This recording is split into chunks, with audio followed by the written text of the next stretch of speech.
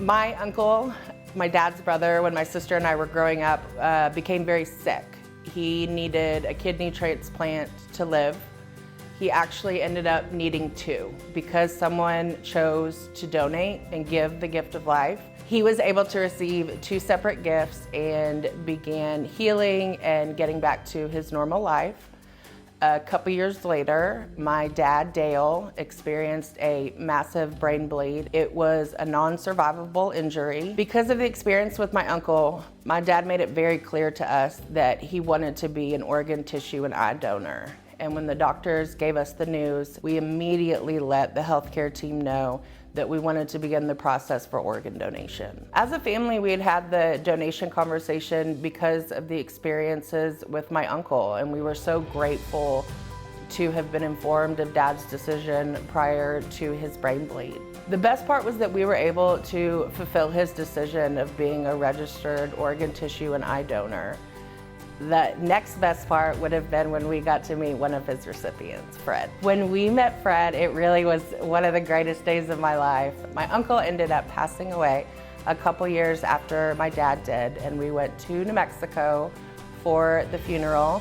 And New Mexico is where Fred lived. We knew once we met Fred that if Dad could have chosen who his gifts went to, he would have picked Fred immediately.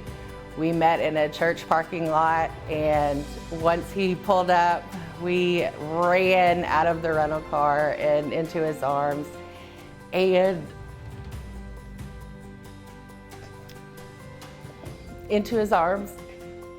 he just held us.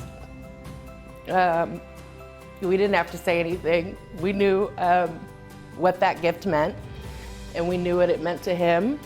And it was like the very best parts of our dad were living on. His kindness, his generosity, his compassion. And we shared about who Dad was and how grateful we were that we knew that he wanted to be a donor. Once we started talking, Fred shared with us what Dad's gift meant.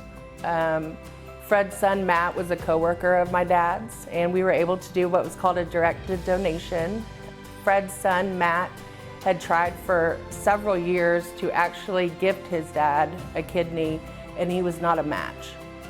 And my dad's decision saved Fred's life, and he got to continue doing what he did best, volunteering in the church, being a foster parent for disabled adults, and just being a giving, selfless man.